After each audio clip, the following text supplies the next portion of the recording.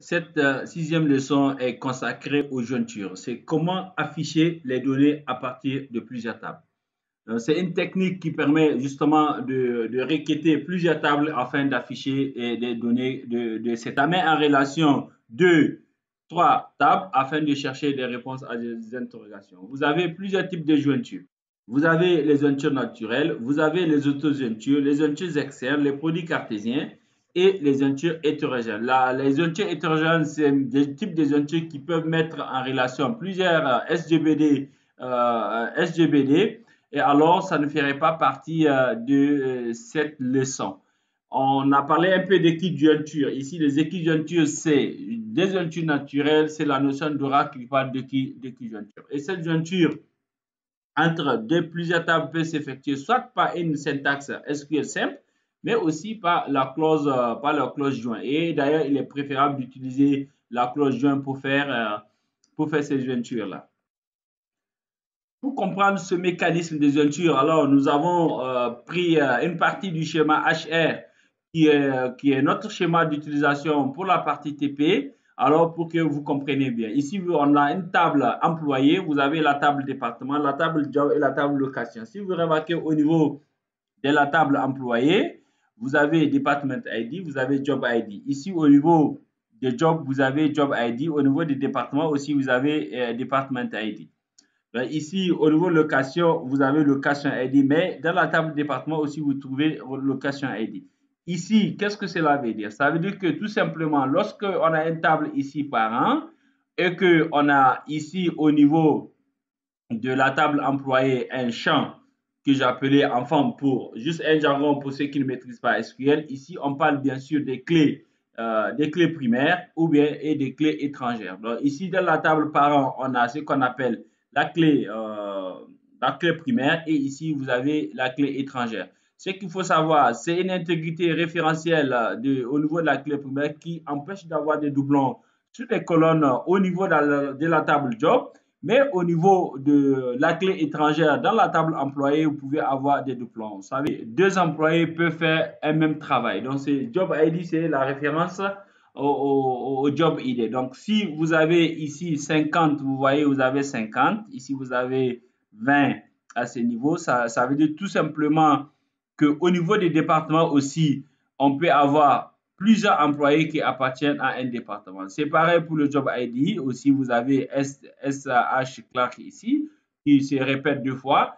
Il n'y a pas d'interdiction de doublons ici, mais au niveau des tables parents, les doublons sont interdits. Donc, c'est ça un peu l'intégrité référentielle qui est conservée. Alors, donc, si on veut comprendre bien le mécanisme de ces jointures, alors je fais une petite requête qui vous permet de comprendre cela. Ici, j'ai une table employée, j'ai la table Job ID et la table département. Ici, je souhaite créer une requête qui me ramène le nom des départements au lieu des départements ID. Et au niveau de Job ID, au niveau de Job ID, je vais ramener le Job Title qui appartient à la table Job. Donc ici, il faut créer une jointure interne qui permet de le faire. Et donc ici, j'affiche le nom du département ID et le Job ID. Donc, c'est ce qui me permet de faire ça, c'est l'égalité entre les colonnes département ID dans la table employé et département ID dans la table département. Et ici aussi, pour le job title, c'est l'égalité entre le job ID ici dans la table parent et ici le job ID au niveau de la table employé. C'est ça qui me permet d'avoir ces résultats. Alors, quels sont les types de jointures qui sont possibles? On avait dit qu'il y avait des jointures naturelles, il y avait des jointures externes, et on a des cross-joints qui sont des produits cartésiens et des autojointures. Maintenant, à l'intérieur des jointures naturelles, vous avez plusieurs possibilités de faire ces jointures naturelles ou bien des équijointures selon la notion de rang. On peut utiliser le natural joint pour faire de l'équijointure. On peut utiliser le mot using, la clause using pour faire l'équijointure et on peut utiliser le on pour faire l'équijointure. On verra un peu ça dans les détails. Mais ce qu'il faut retenir, c'est ce que nous vous recommandons, c'est qu'il faut faire toujours des jointures avec le on parce que ça vous permet de vous donner une grande flexibilité dans vos requêtes. Au niveau des jointures externes, vous avez le left outer join, vous avez le right outer. In joint, c'est une jointure interne qui permet de retourner les lignes quand la condition est vraie dans les tables. C'est une jointure fréquemment utilisée. Dans la norme ANSI, justement, on appelle ça inadjoint, mais au niveau d'Oracle, on fait appel toujours à l'équijointure. Donc, on verra bien pour la suite de la diapo pour quelle est la différence entre les deux. Ici, vous avez left joint, right joint, full joint. Ça, c'est les jointures externes qui sont détaillées ici. Donc, c'est quoi les left joint? C'est une jointure externe qui permet de retourner toutes les lignes de la table de gauche. Et même si la condition n'est pas vérifiée dans la table qui se positionne à droite. Donc, là, la table de droite. Ici, la jointure de droite, c'est une jointure qui vous permet de renvoyer toutes les lignes de la table de droite, même si la condition n'est pas vérifiée dans la table qui se positionne à gauche. Donc, le full joint, c'est qu'il faut retenir une simple définition brève, c'est la somme des deux. Donc, vous faites left plus right, c'est ça qui vous donne le full joint ou bien une jointure totale ou complète, comme vous voulez. Le cross joint, c'est une jointure croisée qui permet de faire le produit cartésien de deux tables. Et en d'autres termes, ça permet de joindre les lignes de la table A à la table B et donc par une multiplication. Donc, vous aurez une multiplication des deux tables. Et là, il faut faire extrêmement attention, surtout lorsque vous provoquez un cross joint qui n'a pas été prévu suite à une mauvaise manipulation des requêtes. Ça peut donner toujours un produit cartésien. Et lorsque les tables sont très larges, alors ça peut vous donner des millions de lignes et ce qui peut agenouiller totalement votre serveur. Donc, il faut faire attention à l'utilisation des cross-joints. L'auto-joint ou le self-joint, ça permet de joindre une table sur elle-même. Donc, lorsque vous avez une table, par exemple, des employés où le manager est compris lui-même, il fait partie des employés, ou bien chaque de niveau hiérarchique des agents, qui sont eux-mêmes des agents, mais chaque agent a un patron. Donc, on peut toujours chercher les données qui sont irrélatives à ces cas-là. Donc, on peut avoir pour chaque agent qui est son supérieur hiérarchique au niveau de la base. En ce temps-là, il faut utiliser le self-joint ou bien l'auto-joint. Pour la syntaxe générale, donc vous avez ici select T1.attribut 1 ou bien T2 attribut 2. Il dit ce qu'il faut savoir, c'est juste les colonnes qu'on va récupérer à partir des deux tables si on fait une jointure sur deux tables seulement. Mais ici, vous avez le premier from qui ramène la première table. Donc, que ce soit une jointure interne ou bien une jointure externe ou bien un cross-joint, il y a toujours la première table qui vient immédiatement après le from. Ensuite, vous utilisez la syntaxe des jointures. Si vous voulez faire du natural joint, alors vous mettez natural joint T2 avec l'alias. Ici, on n'en a pas parlé, c'est un peu faire du surnommage des tables. On a déjà vu l'alias avec les deux chapitres passés sur les requêtes déjà, sur les colonnes qui sont sélectionnées. Donc, on peut faire aussi un surnommage des tables. Donc, si vous voulez faire une jointure naturelle, alors vous allez mettre natural join table 2, ici T2. L'alias n'est pas obligé, mais pour empêcher l'ambiguïté dans certaines conditions, vous êtes obligé de faire de l'alias. Ici, join, lorsque vous utilisez la clause using, alors vous utilisez join table 2 using et ici, vous mettez juste l'attribut qui est identique aux deux tables. Donc, si vous avez une colonne, par exemple, location ID ou bien employee ID qui se trouve dans deux tables, dans les deux tables, alors vous pouvez utiliser ça dans la clause using. Ici, sur le deuxième cas, vous utilisez join table 2, mais là, en ce temps-là, vous utilisez le on, que lui, son avantage a la possibilité d'égaliser des champs qui n'ont pas le même nombre. Pour le left join, donc, les jointures externes, vous avez left, right, full join table 2 en fonction de ce cas. Mais en ce temps-là, il faut toujours adjoindre le on pour faire l'égalité à ce niveau-là. Le cross join aussi, vous avez table 2 et vous utilisez toujours les alias, ce n'est pas obligatoire lorsqu'il n'y a pas d'ambiguïté sur les colonnes. Donc, en ce temps-là, vous l'appliquez comme cela. Voilà un exemple d'une jointure interne sur trois tables à ce niveau. On souhaite ramener les données de plusieurs tables, de trois tables différentes, notamment la table employé, la table département D. Et ici, vous avez job. Et donc, je fais une première jointure ici. Donc, comme je dis, la première table elle suit toujours le from.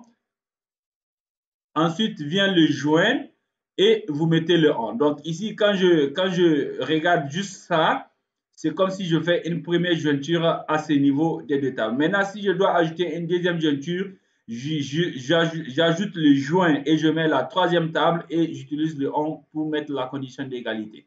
Ici, vous remarquez que j'ai ajouté la condition WHERE qui me permet de restreindre les colonnes qui vont être renvoyées par cette jointure et de limiter les lignes qui vont s'afficher. Et je peux ajouter un ordre là-bas si je souhaite trier aussi. Voilà les cas des jointures naturelles. Donc ici, lorsque j'utilise au niveau de la clause WHERE l'égalité D.location ID égale à location ID, alors ça c'est la syntaxe d'Oracle. Ici, c'est le in adjoint d'Oracle. C'est sur cette forme que Oracle fait cette jointure, sa jointure interne. Au niveau de la norme ANSI, c'est in adjoint à l'ANSI SQL. Vous avez ici, alors je précise que ça fait in adjoint et on utilise la clause ON pour faire l'égalité à ce niveau. Donc c'est un peu ça la nuance. Vous remarquez qu'ici vous avez WHERE, mais ici je fais in adjoint et je mets ON et j'ai le même résultat que la première requête. Pour faire le natural join, la particularité du natural join, je ne suis pas obligé de mettre la condition d'égalité parce qu'il va me renvoyer déjà la condition est vérifiée sur les champs qui font l'égalité au niveau des deux tables. Donc, ça, la condition de validité est vérifiée au niveau des colonnes qui ont les mêmes noms. Au niveau de la clause usine, vous avez, je peux toujours utiliser usine avec in adjoint, mais c'est facultatif. Donc, je mets in adjoint et je mets la deuxième table ici et je mets la clause usine sans mettre de l'alias. Parce que si je fais de l'alias, ça va provoquer une erreur. Je ne peux pas dire D.location, ça va me renvoyer une erreur. Donc, c'est chose à ne pas faire. Ici, au niveau de la dernière syntaxe, vous avez la syntaxe. Ici, vous remarquez qu'il n'y a pas in adjoint, il y a ON et in adjoint. Cette syntaxe, c'est la plus recommandée. Comme vous la voyez, je l'ai mis en vert. C'est la plus recommandée. Et même dans certains documents, vous voyez qu'on recommande cette jointure parce qu'elle est plus flexible et elle vous lève votre WHERE. Au lieu de faire WHERE ici, plusieurs conditions avec des AND. Alors, vous faites tous les joints possibles avec les égalités sur des ON et vous pouvez ajouter la condition WHERE pour limiter les lignes qui vont être renvoyées. Je pense que c'est ça qu'il faut retenir comme étant la bonne méthode à appliquer pour faire vos jointures. Pour les jointures externes, alors vous avez le left outer joint. Le left outer joint et voilà comment est sa syntaxe. Donc ici, là, après le from, il y a toujours la première table. Donc ce qu'il faut savoir ici, l'ordre est extrêmement important. Donc si vous mettez département ici et que ce n'est pas ça qui doit être à gauche, alors vous aurez des résultats erronés. Donc il faut faire attention. Si je vais avoir tous les départements d'abord, ensuite, je veux vérifier les localités sur lesquelles il y a des départements et là, je positionne d'abord département ici après le from et je fais left outer joint location et je mets la clause d'égalité au niveau des angles.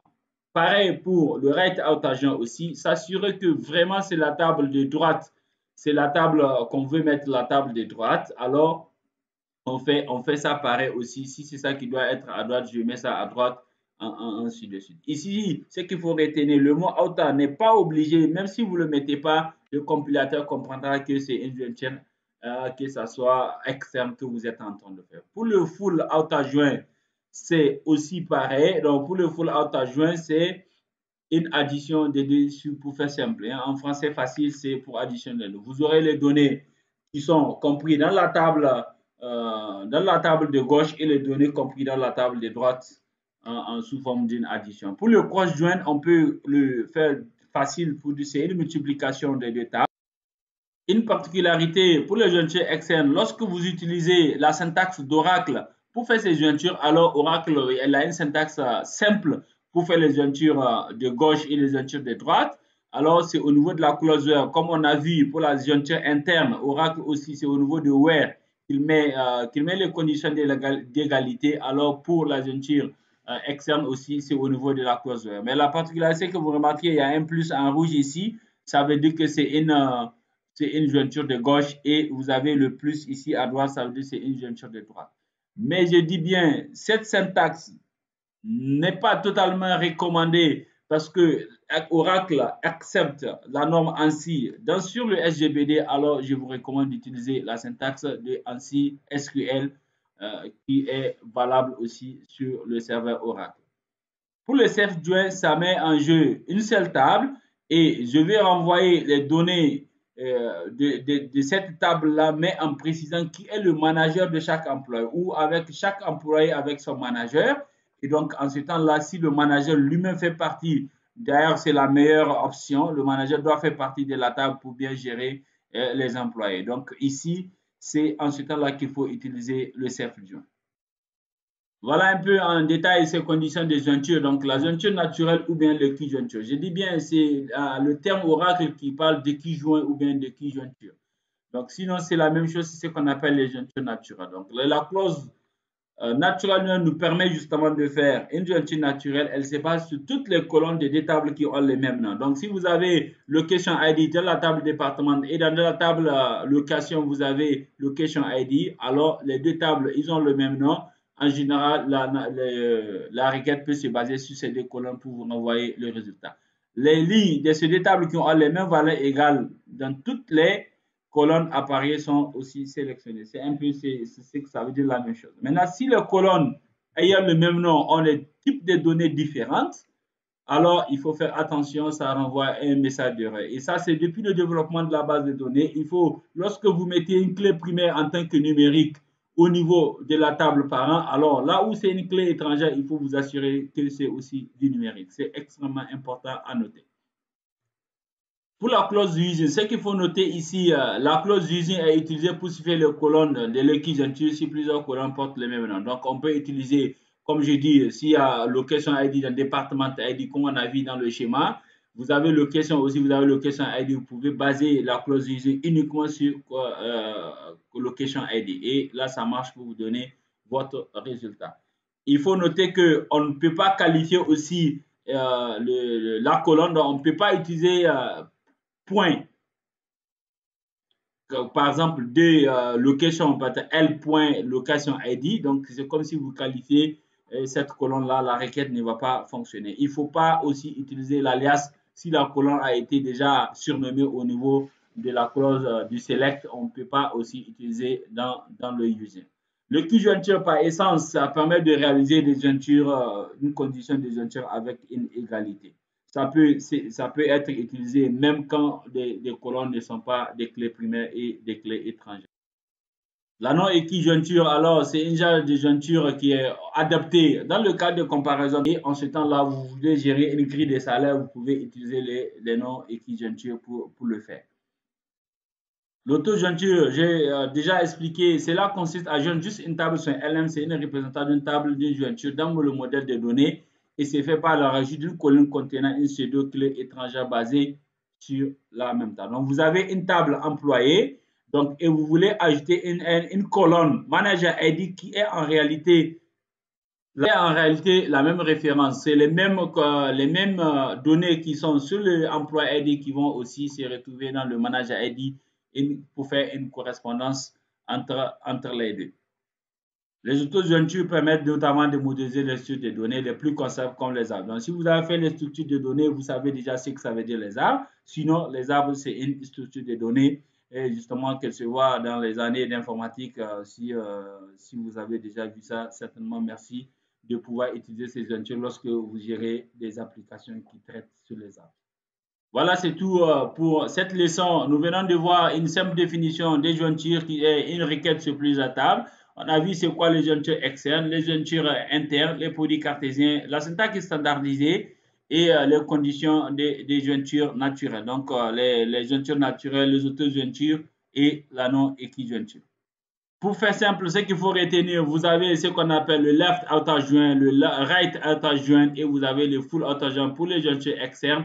Et pour les jointures naturelles, vous avez l'utilisation des natural joints, la clause using, la clause on pour faire. Pour l'auto-jointure, c'est là, c'est une requête d'une table sur elle-même, c'est ce qu'on appelle l'auto-jointure. C'est ce qu'il faut retenir par rapport à cette leçon.